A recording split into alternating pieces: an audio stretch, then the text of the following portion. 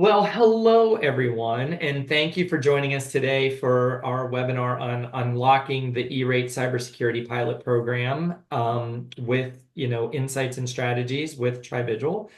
My name is Mark McGinnis. I'll be the moderator today. I'm TriVigil's Chief Evangelist, and I am joined today by the esteemed Dr. Sheryl Abshire, who is the former Chief Technology Officer. And there is no way, Dr. Abshire, I'm pronouncing the name of the school district. If you would like to go ahead and say that, you can. I'm going to help you out here early. It's Calcasieu, like shoe. Calcasieu. Okay, perfect. So Calcasieu Parish Public Schools, and Scott Bailey is the former superintendent of the California Public Schools. So super happy for our esteemed panel today to kind of walk us through and guide us through unlocking the E-Rate Cybersecurity Pilot Program, which I'm sure everybody has heard a lot about up to this point, especially since we're coming up on the deadline. Um, there. So I wanted to give both of you an opportunity to give a brief introduction about yourselves and kind of your background and your experiences both in the school systems and and with the E-rate programs. And Dr. Abshire, I'll start with you and let you give everyone a little bit about you. Well, thank you, Mark. It's a pleasure to be here talking about this important topic. As you said, I'm Sheryl Abshire, and I am the former Chief Technology Officer for the Calcasieu Parish Public Schools in Lake Charles, Louisiana, a school district of about 35,000 students. Was a teacher, was a librarian, was a school principal and CTO for over 20 years. During that point in time, I also had the opportunity, was appointed by the chair of the FCC and served on the USAC board. So have been working on E-rate since year one. People would say back in the dark ages, the early days when no one was connected, up to the current point in time where we're going to talk about this very, very much needed and important cybersecurity pilot program. I've also spent some time working at a university and working with the esteemed Scott Bailey as many roles that he's held in school districts across the West. So I'll turn it over to you, Scott. Well, thank you, Dr. Abshire. I was somewhat tempted to recommend that we introduce each other because we've known each other for, I think, more than a decade now.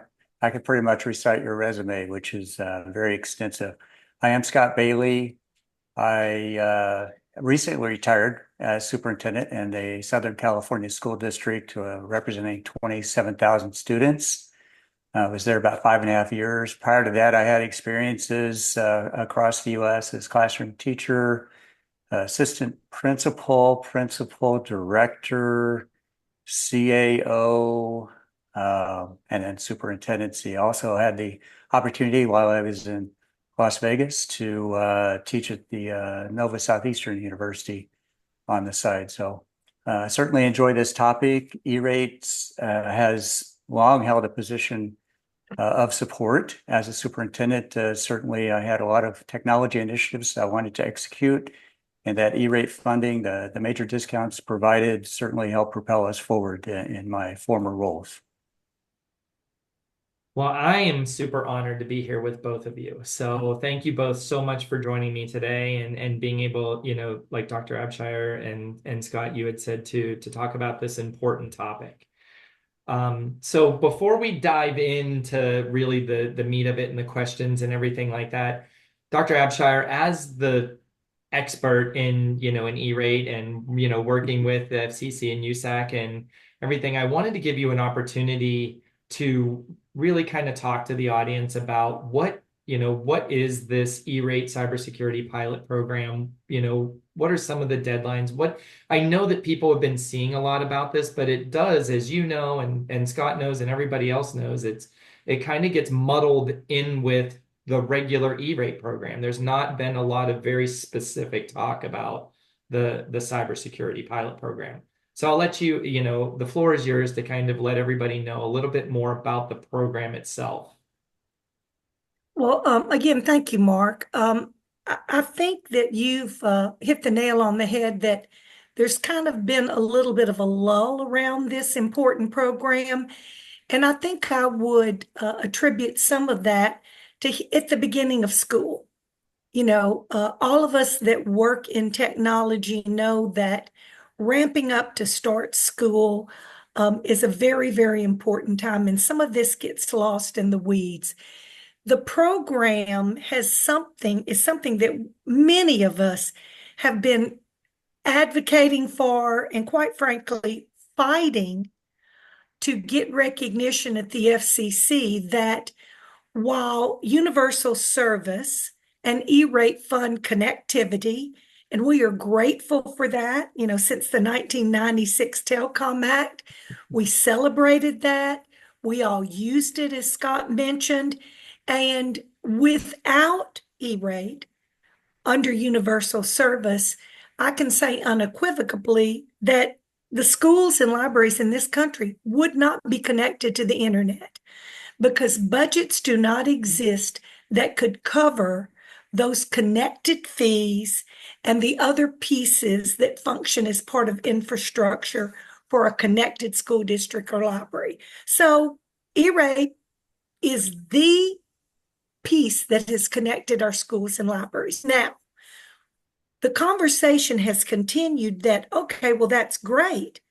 But with so many bad actors, and many of them offshore in this country, cybersecurity has become the number one for 10 years, the number one topic and concern by chief technology officers, directors of technology across the country, according to COSN, the Consortium for School Networking's annual survey of the top school districts around the country. So cybersecurity has become the bane of our existence.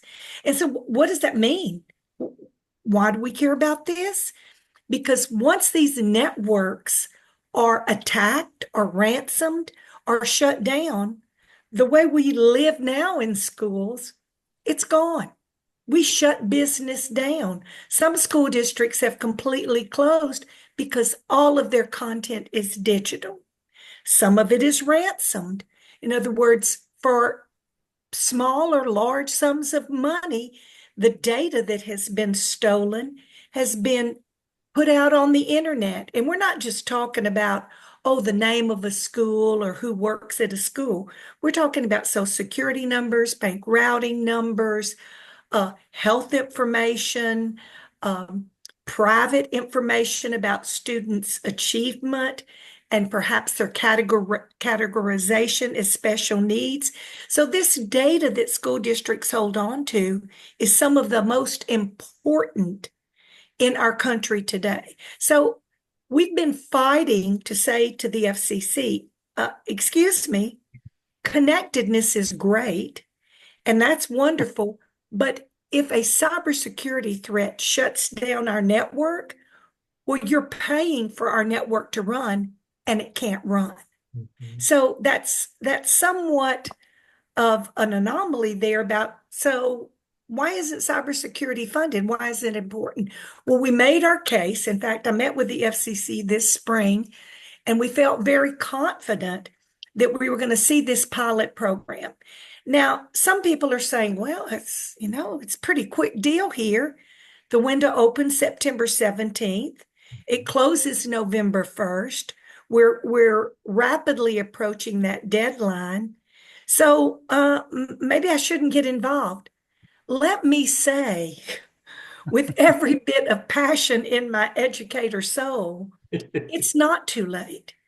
And we have heard from various entities that if we as educators in schools and libraries cannot demonstrate to the FCC that this is a big need, that what we call oversubscribe the program, too many people apply, far, far more than the 200 million funding in the pilot program will serve, then they're going to say, well, that's a false narrative.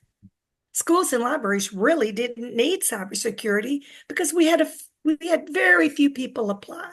So that is why I have spent the last probably 60 days speaking everywhere I can about the fact that you need to apply.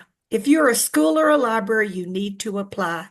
The process is not much different than what you're already doing in what we call the E-Rate Productivity Center. If you're already applying for E-Rate, if you've got Category 1 or Category 2 services, then you're already using the EPC. You're familiar with it. You've got the passwords. You know how to use it. And so this is just one teensy little form, a Form 484, that basically just kind of talks through what you want to do and why you want to do it. Here's the good news story. If you've never applied for E-Rate before, that doesn't preclude you from being a part of this pilot. You can apply. Schools can apply individually. A library can apply individually. It can be a district, or it can be part of a consortium. I know some school districts that are small and perhaps don't have the expertise to think through this, they've partnered with other school districts to form a consortium. So that's not going to be a problem. The USAC website has massive resources that will help folks understand what to do. The videos are excellent. They've had many webinars, and those are available online. And so this will help people understand the pilot program really in the very simplistic application process that's in place right now.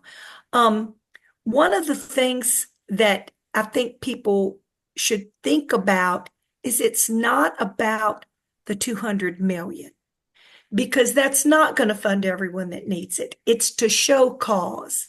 It's to show use cases where this is important.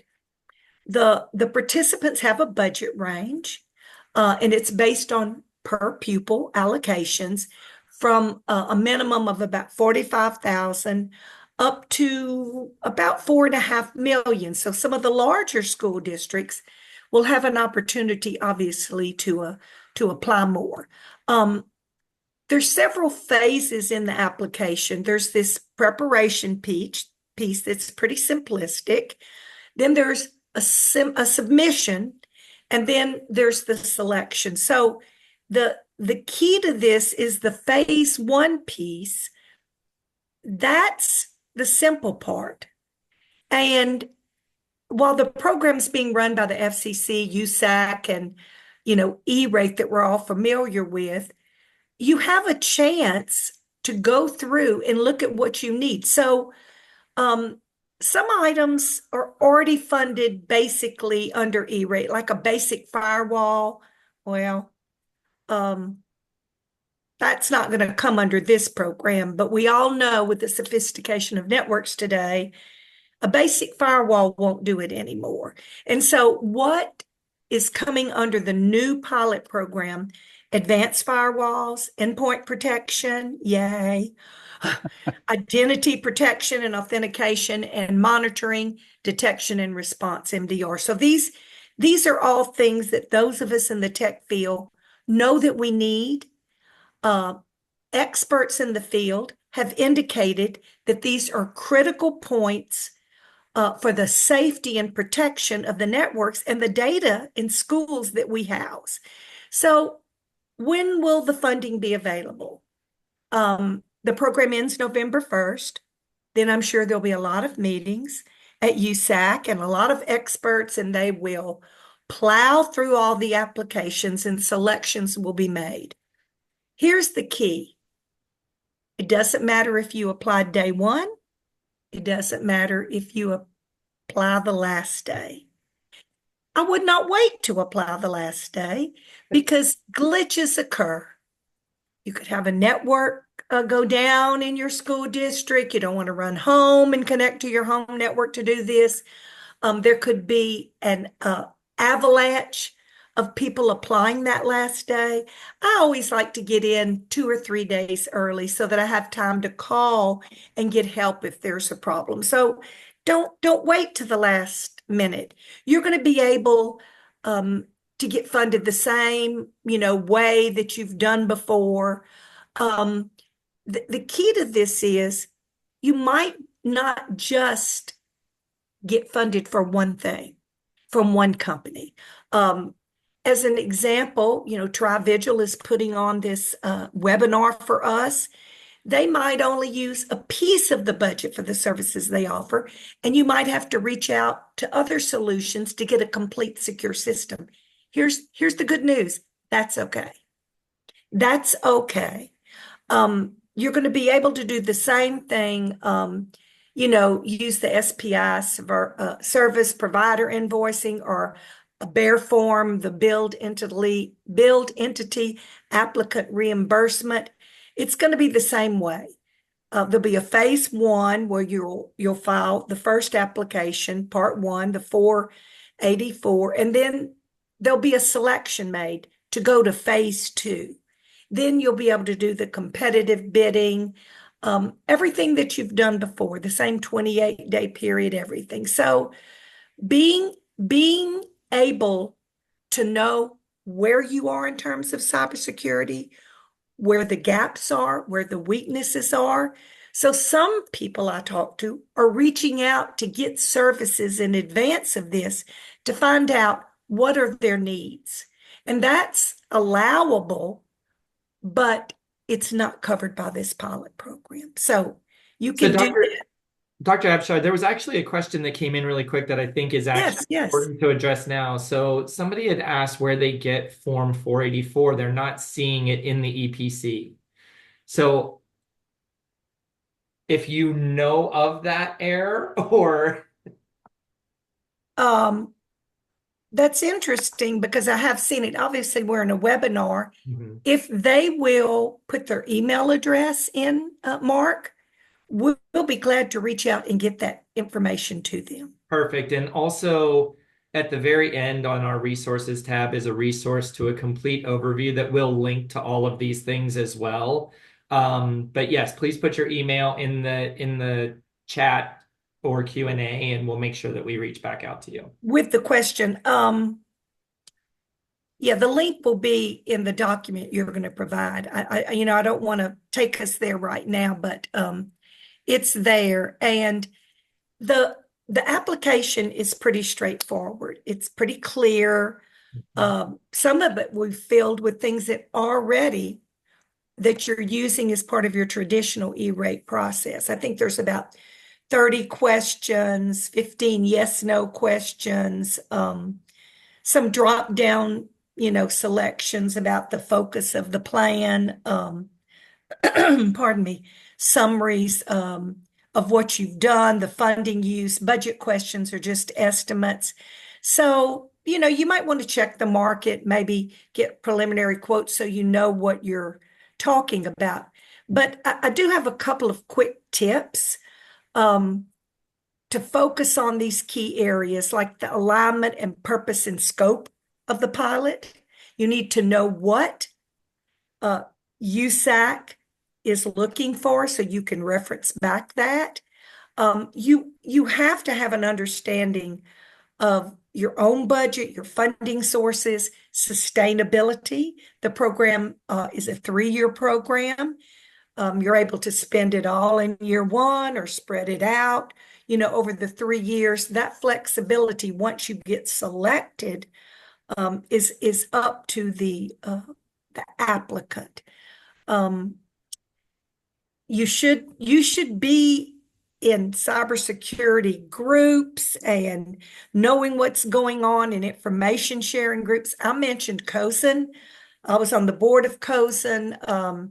It's a great organization with lots of information about funding sources around this. You should be looking at the eligible services list. If it's not on there, it's not going to get funded. And trust me, I have done some battles around that and I have lost. So don't waste your time. Know that eligible services list and use it. And then you should think about aligning your best practices around CISA, the U.S. Department of Ed, or NIST, which are all cybersecurity accepted agencies and processes for assuring the safety of the data that we maintain. I think that I have gone over as much as I can and downloaded what little is left of my brain, Mark and Scott. I So, I love it. This has been great. This is hugely valuable for everybody on the call and everybody that's going to listen to this because, like you had mentioned, it's not all that different from what they're used to in their regular process, but there are little nuances, there are little things along the way. And it is important for people that might not be aware that this has been a fight that you and Scott have been a part of. This has been a fight to get this funding. So a lot of people might be thinking, oh, okay, but this has been a long time coming to make this available. And I did want to give you the opportunity, if you wouldn't mind, just if you can think back when you heard about the cybersecurity pilot program coming up, what was your initial reaction? What was your initial impression? Was it more like oh, thankfully, finally, or, what was that initial reaction for you? And then Scott, I'd love to get your impression of your initial reaction as well, because as a former superintendent, I'm sure you're like, where was this, however many days, weeks, years ago?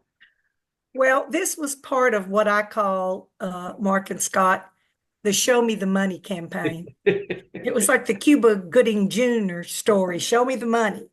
I'm not much of a drinker, but if I'd have had some champagne, I would have popped a cork because, like I said, we have been adamantly all of the organizations, SETA, the State Ed Tech Directors Association, COSN, ISTE, the School Healthcare and Libraries and Broadband Coalition, all of the groups and organizations that support schools and libraries have been fighting valiantly for this. So I was thrilled. I wasn't surprised because we've done our homework.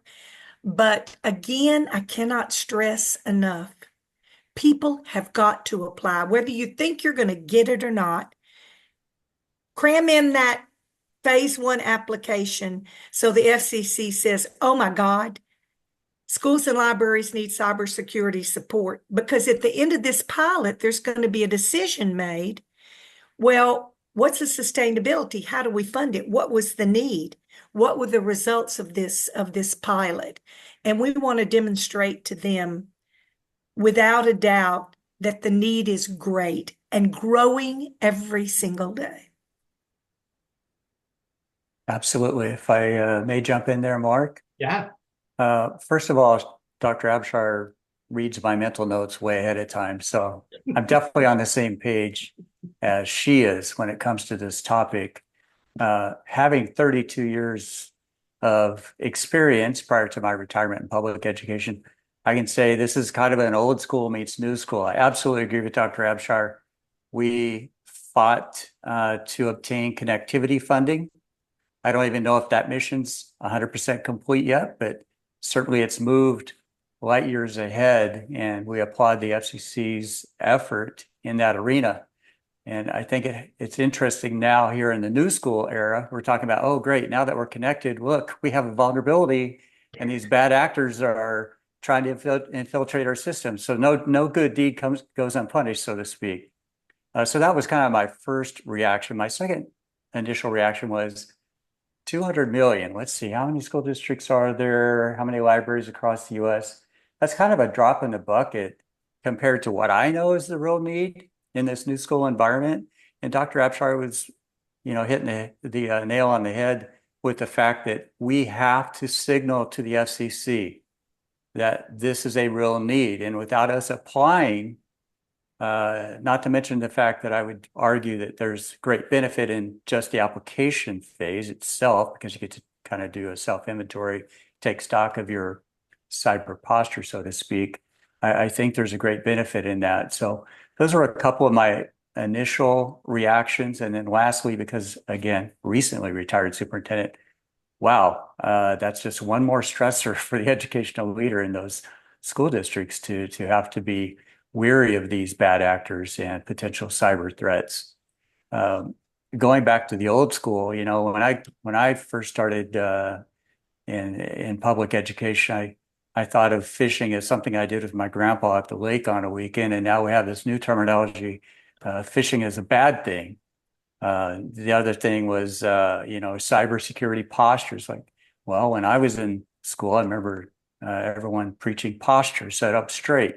And then this last one that's kind of ironic is hygiene, cybersecurity hygiene. I always thought that was washing your hands. And so things have really changed over time. But to Dr. Abshire's point, this funding will help us keep up with the times. We have to kind of play this game of chess with advancements in technology.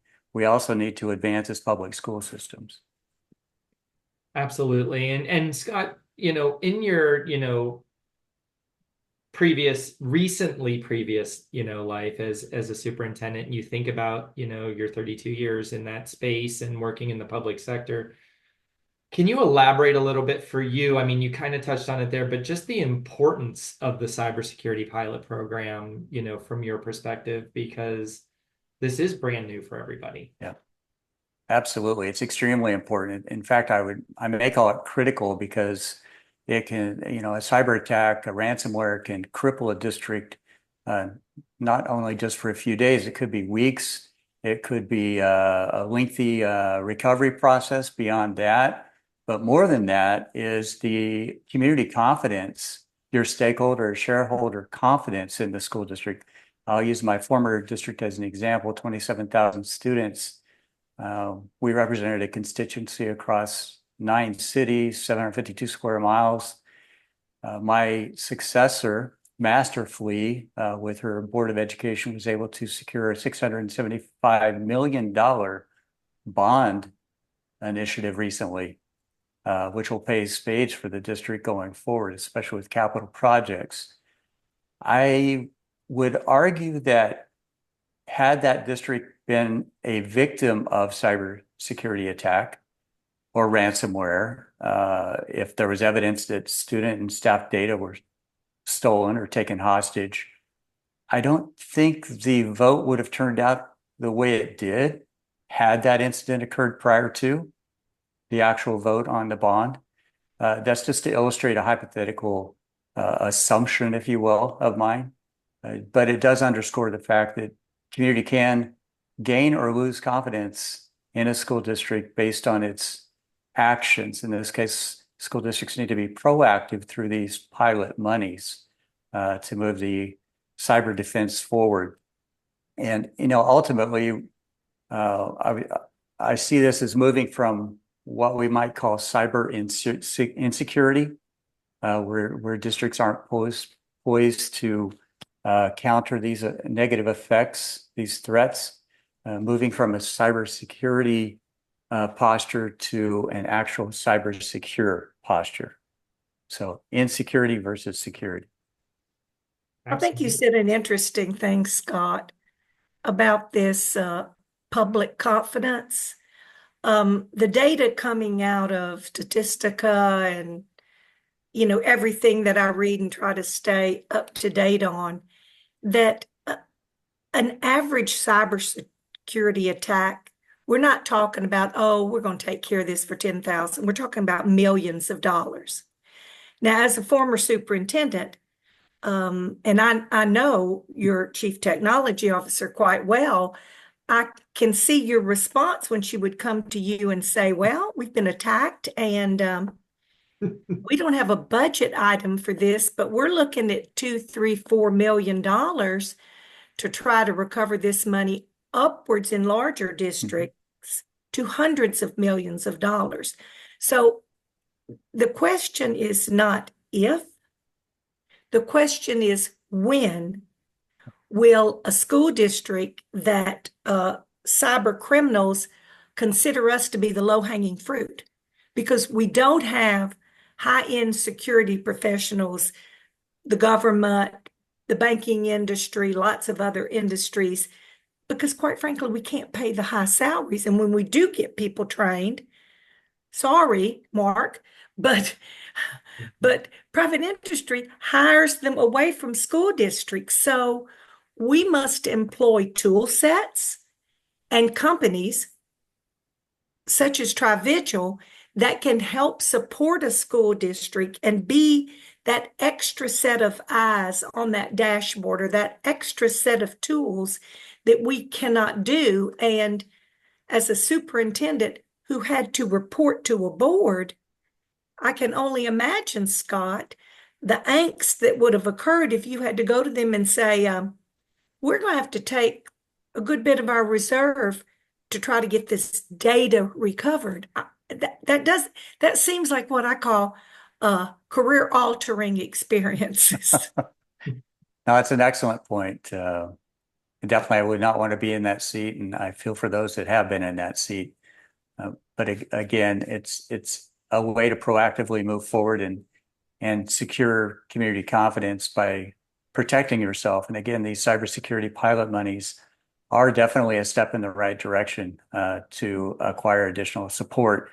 One thing I did want to illustrate, if I were in the superintendent seat now, and I know this is something that's currently evolving in superintendencies, I would be thinking, again, moving from an old school to new school thought process, I would be thinking about embedding cybersecurity in my safety and security plan as a whole.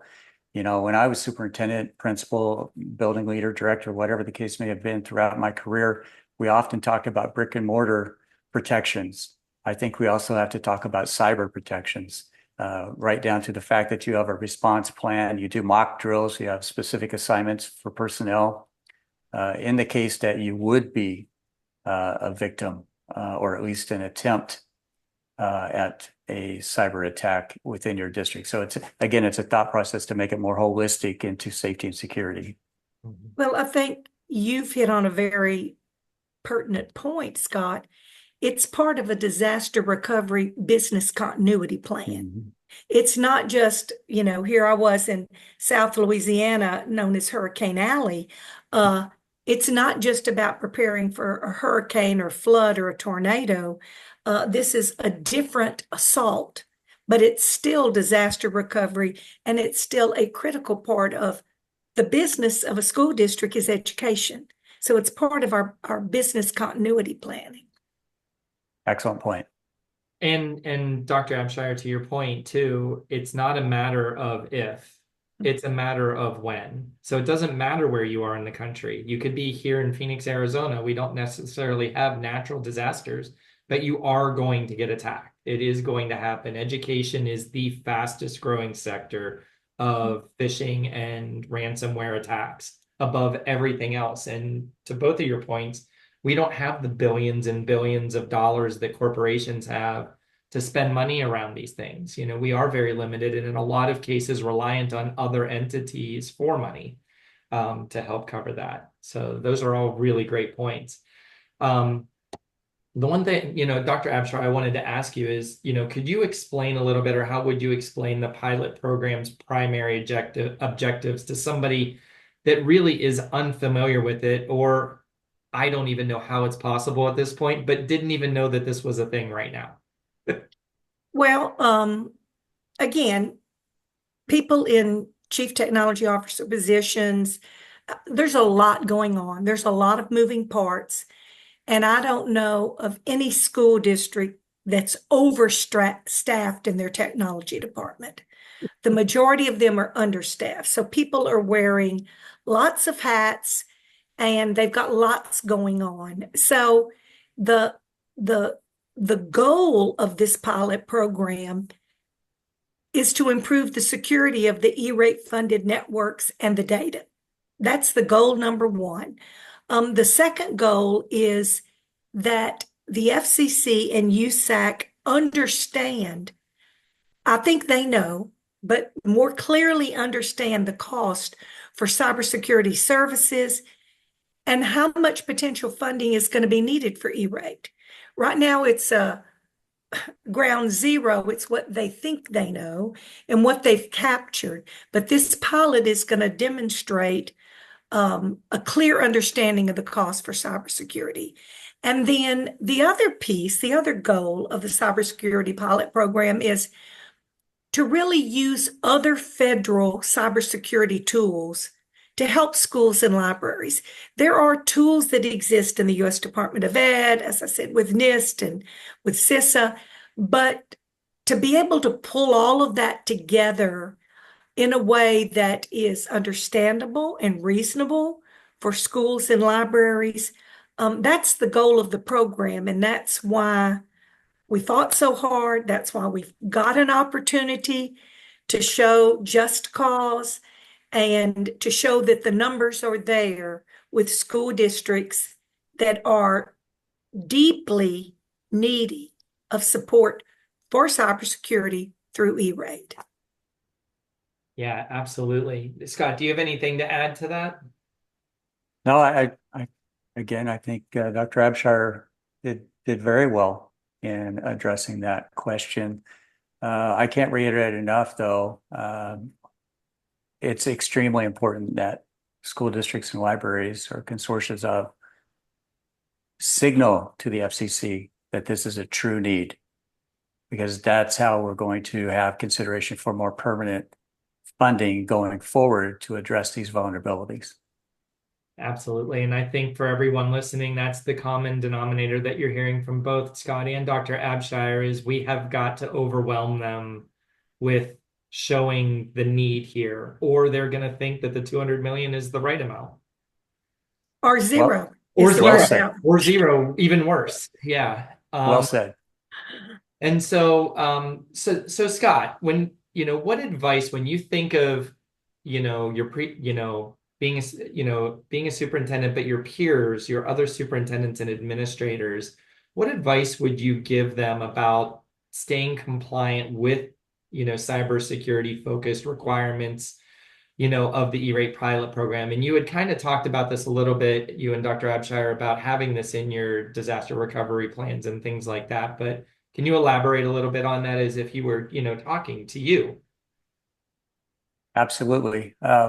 Well, I have to say that being a superintendent in a larger district, I had the great pleasure of having a very strong CTO/innovations officer. And certainly Calcasieu Parish was blessed in having Dr. Sheryl Abshire as their CTO to help keep the district on the rails, so to speak. When I say on the rails, that compliance factor is a big deal. You don't want to be dinged for being out of compliance, because just as we're trying to signal to the FCC we need additional funding to close these or address these vulnerabilities, we don't want to see some rogue operations out there that could actually tarnish that mission. So it's extremely important, especially when it comes to finances and accountability, that we address the compliance factors in as much to our ability as possible. Now, some of the tools that we would use in compliance, obviously, like many people on this webinar, there are a lot of documents available through the USAC and the FCC's website. There are many webinars. I actually watched another webinar from FCC today. So the tools are out there. And the one big thing that I would recommend is shoulder partners too. Don't be afraid to reach out and ask someone for assistance, a trusted advisor, another CTO, whatever the case may be, another superintendent. And certainly take advantage of these great organizations, such as what Dr. Abshire had mentioned. COSIN has a lot of information and resource available as well. I think one of the compliance pieces, gentlemen, is the fact that in the early days of E-Rate, there were congressional investigations that took place. Because the program was new, there were, frankly, some bad actors in school districts that tried to manipulate this huge program. And so we got some bad press. And the last thing any school or library wants is to be on the front page of their local newspaper for anything but the only thing you want to be on the front page about is winning an award. But being called in or having an investigation done, it paints with a broad brush the entire program. And so over the years, E-Rate recovered from some initial situations that were not positive and congressional hearings. And now the program has complete support. It's across the aisle.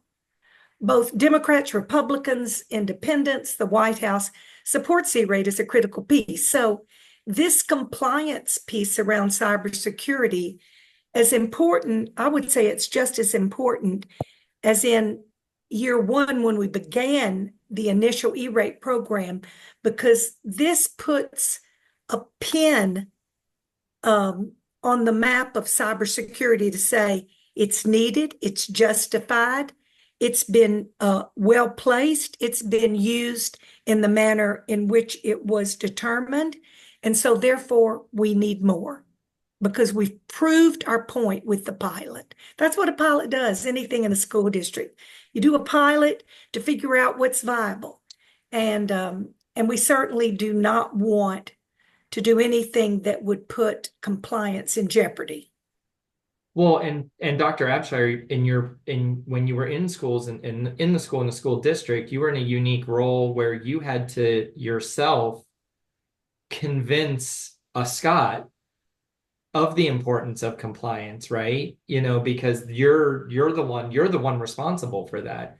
So can you offer any advice to other CTOs, CIOs, CISOs out there, or directors of IT on how to have that conversation with their superintendents and boards and things like that on on the importance of this? Well, I think just like any program that we seek funding on, transparency is the key. Is that, as a technology leader goes to the superintendent, or maybe they report to the chief operating officer, maybe there's another chain of command there, but to be transparent and knowledgeable. It's not good to go to your boss and they ask questions and you say, I don't know. Scott's going to expect knowledge from the person in charge of technology who comes forward with a proposal. I always went forward with just the facts. I tried to put something in a one-pager, short email, set up a meeting, and then be totally transparent about what was the goal, what was needed. And the key to this is it's not going to be funded at 100%. So there's going to be some matched funds that need to come from the district, or maybe the state will provide some funding. I mean, it's gonna vary among states and school districts and various libraries, but there's going to need to be some skin in the game. And so knowing that and being able to go to a superintendent such as Scott with the knowledge and the facts is going to end up in a positive situation. Again, career-altering conversations.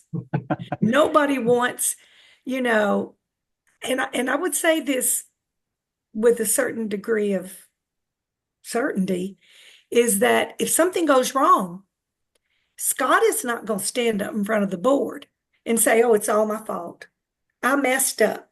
He's going to turn around and look at Sheryl sitting in the audience and say, Dr. Abshire, can you come explain this to the board?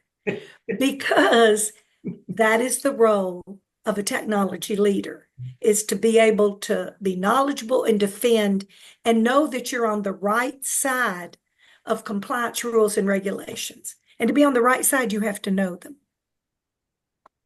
Well, I guess everything went okay in my district then, because the former CTO and innovations officer is now the superintendent. So shout out to Dr. I was Kelly going to say, I Maybalmer. think she did. Yeah, I think she did a good job.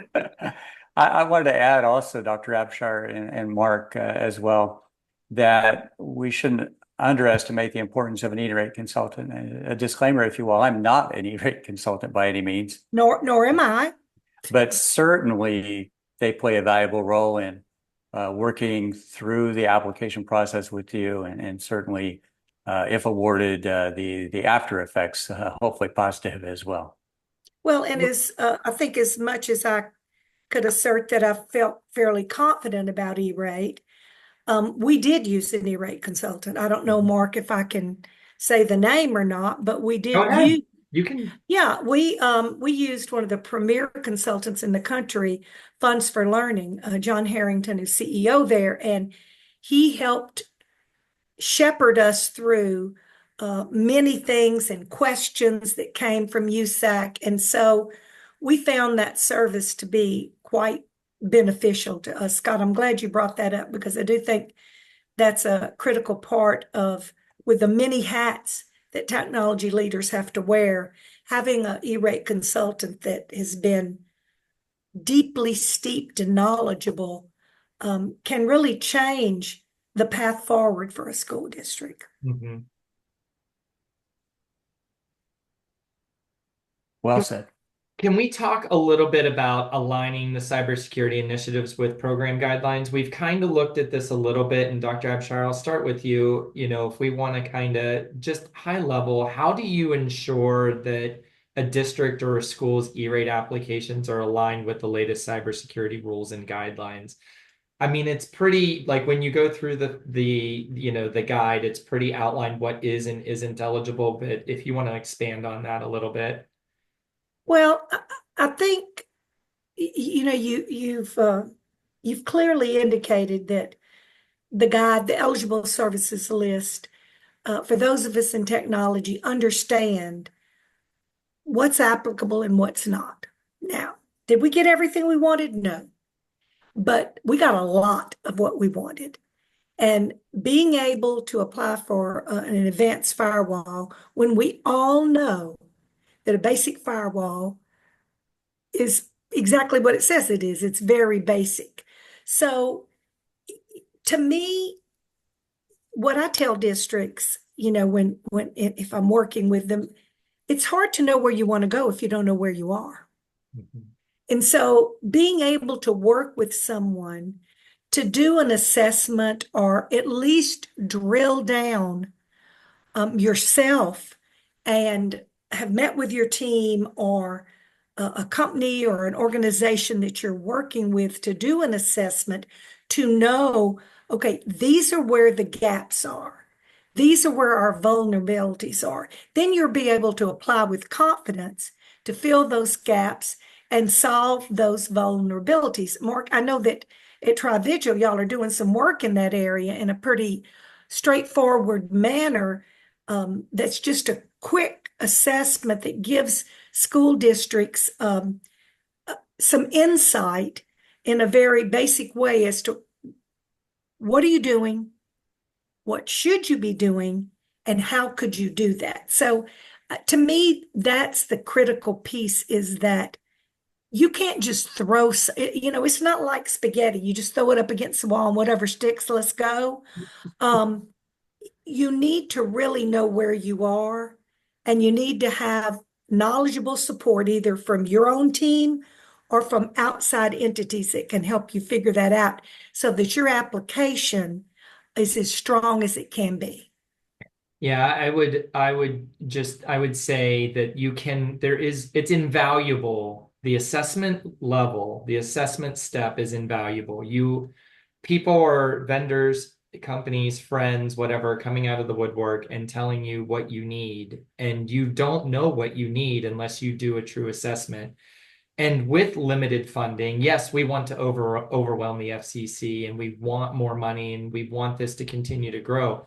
But with the limited funding that is available in the pilot program, you do want to make sure that you're getting what you need and that you're not, to your point, throwing spaghetti against the wall, which if anybody's ever tried that, it doesn't work. But I'd like to put an exclamation point on what Dr. Abshire said. Uh, Certainly, again, I was more in the older school, transitioning to the newer school terminologies around cybersecurity, but I have learned so much from TriVigil and the experts on that team. Having recently been privy to an assessment of a school district, the report was just amazing, where those vulnerabilities that Dr. Abshire spoke of really stood out. So it's really nice to have a trusted partner come in and say, hey, based on our findings, these are your immediate vulnerabilities that you might want to seal up. And then, like on a football field, trying to move the ball forward, you're always looking for that next opportunity. In this case, it's a pilot that could yield you some funding. But as I stated earlier, just the fact that you go through part one of the application process as a district, as a team, is going to reveal a lot about your cyber posture, cybersecurity posture in this case. You'll quickly find that you may or may not have vulnerabilities that need to be addressed. Scott, you talk about old school, new school. I'm going to tell you something. There is no time to be old school right now because the people that want our data, Yeah, they are super new school. that's right. They are out in another stratosphere with what they're able to do because international bad actors are making lots of money off of stolen data. Mm-hmm. And we are extremely vulnerable. So thinking like, well, we're just a little school district, I'm doing what I can. I've trained the staff. We train the teachers. They listen to us. And nobody ever gets phished and puts their credentials in, to a false site because we told them not to do it. That type of ignorance is bliss feeling, again, can alter your career in the wrong direction. And it also uh, damages, in some ways, exponentially, uh, public confidence in your school Yeah, district, which is critical now more than ever. I would just say now more than ever in terms of the political environment yeah, in schools and libraries must demonstrate to our publics that fund us and send us their children that we know what we're doing. We have the tools and the resources, and we are following prescribed practices that will result in positive outcomes for our district and our children. absolutely. And I want to go back to not if, it's when, because I even have fears for current educational leaders, because I actually saw one of those screens pop up once in a demonstration, like what happens when you're actually taken over by a bad actor, uh, the screen of death, whatever the terminology is. But Mm-hmm. wow, that to me just presents nightmares. So definitely you want to be proactive in that arena. Something that really is near and dear to me, having three grandchildren, is the fact that not only could a child's identity be stolen, for lack of a better term, while they're in school. Let's just assume one. Let's say it's a second grade student. The district firewall is breached, data is exposed, likely ends up on the black market for sale potentially. It would be when that second grader graduates from high school, tries to get credit, take out a loan for a car or house, that they discover that their identity has been assumed by someone else. That's definitely not a position I want to be in as a current or retired superintendent. I can tell And you that. that's not just a little story, Scott, that you're telling. Yeah, This has happened all across yeah, this country. I mean, I can attest to people that I know this has happened to, and the wake up call around that is horrendous. yeah. It is horrendous, and it's our responsibility to make sure that doesn't happen. And this funding, and again, Mark, the resources that TriVigil can provide in advance of this are nothing to think about tomorrow. It's not that old Scarlett O'Hara story. Tomorrow, I'll think about it tomorrow. It's think about it right now. Yeah. Absolutely. Yeah, this is to both of your points, and Scott, I chuckled when you said like the screen of death. Like we used to worry about the blue screen of death. That meant we had a virus on our computer. What's the worst thing that could happen is your computer might be shut down. Now there is no warning. You don't know what's happening. It could be there right now, siphoning out the data. There's so much, to Dr. Abshire, to your point, there's so much farther advanced. And with the introduction of AI into that, it's a fight that the win in the cybersecurity fight is to not lose. That's the win, because it is a matter of when, not if, from that perspective. So I know that we have about 5 minutes left, and so we had Dr. Abshire, you had kind of talked about tips and stuff along the way. I've already tipped out everything. And we've got you, and we've got the detailed overview of the entire program with a bunch of tips and stuff in it that's included in the presentation for everybody to go and download from that perspective. So the one thing that I did, when we kind of think about how to advocate for this, Scott, especially in your role as a superintendent, sometimes there's board involvement, sometimes there's other involvement. What would how can superintendents better advocate for the cybersecurity benefits, whether it's through the E-Rate program or just in general towards their districts and their communities? You had that great example of the funding getting approved, whereas if the attack would have happened first, it might not have been. So how can superintendents do a better job of advocating to their districts as well as their communities? Yeah, again, I go to being proactive. I'll just use a parallel example. I mentioned Dr. Kelly Mae Vollmer. She was the CTO and innovations officer in my district. We were able to leverage E-Rate funds to the extent possible to build our own wireless network. It just happened to coincide with, weeks later after our launch, we had school shutdowns because of the pandemic. But we were in a position where we could learn because students had devices and connectivity offsite. We transitioned into that crisis fairly well. So that served us well, just being proactive. So it wasn't like we had a crystal ball or anything. So I can't illustrate enough the fact that superintendents or other educational leaders need to put on the proactive hat. Again, not if, but when. Mhm. I think that's the appropriate step to take at this juncture. Secondly, as I stated previously, superintendents speak safety and security. That's a topic that the community likes to engage in. And it's going to have to, the superintendent's going to play a role with the board to move that conversation. Again, I hate to keep saying this, old school to new school, but we're going to have to start embedding the cyber topic, the cybersecurity topic into those conversations to make it more holistic.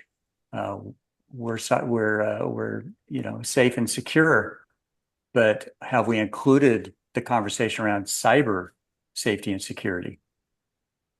I think one of the things around this advocating thing is those of the folks that are on the webinar and those that will watch this, when this is completed and downloaded, we as professionals should be members of our professional organizations. I know Scott was a member of AASA, the Association of School Superintendents. I was on the board and chair of COSN, the Consortium for School Networking, which is the professional organization for chief technology officers, CIOs, tech directors.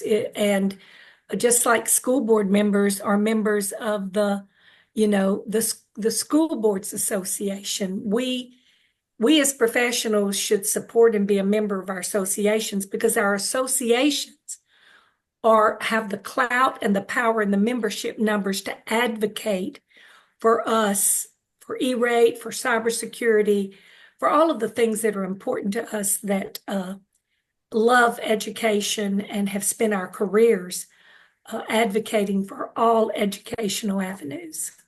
I appreciate those comments. Actually, I was just reflecting District Leadership Institute, or DALI, has superintendent summits that are hosted across the nation. In fact, there's one in my backyard this week, so I'll be attending.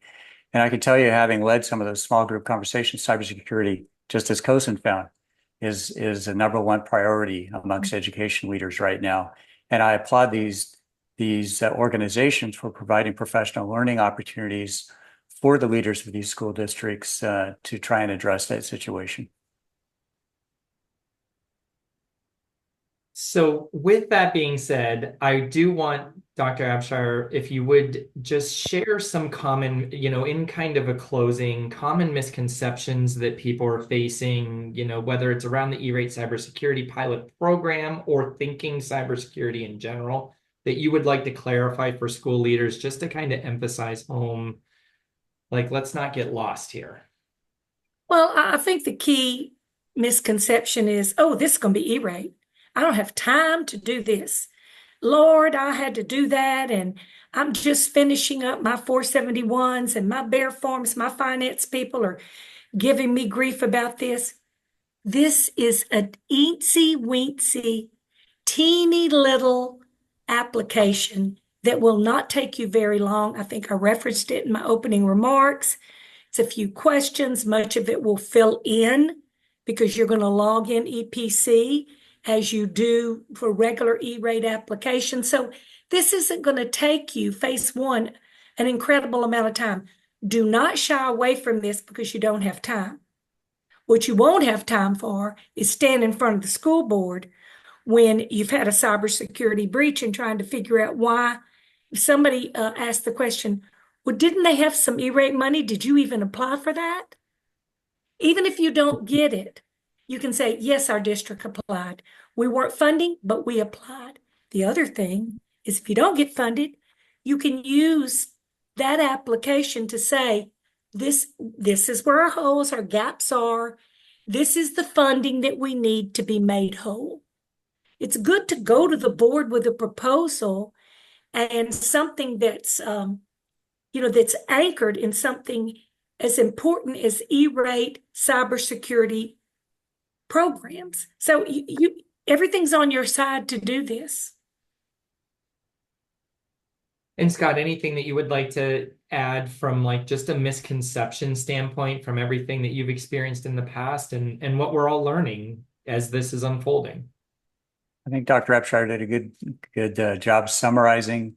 The only thing I might add is if you're awarded what I appreciated in the monies is that you can choose to spend as a district or a school, a library.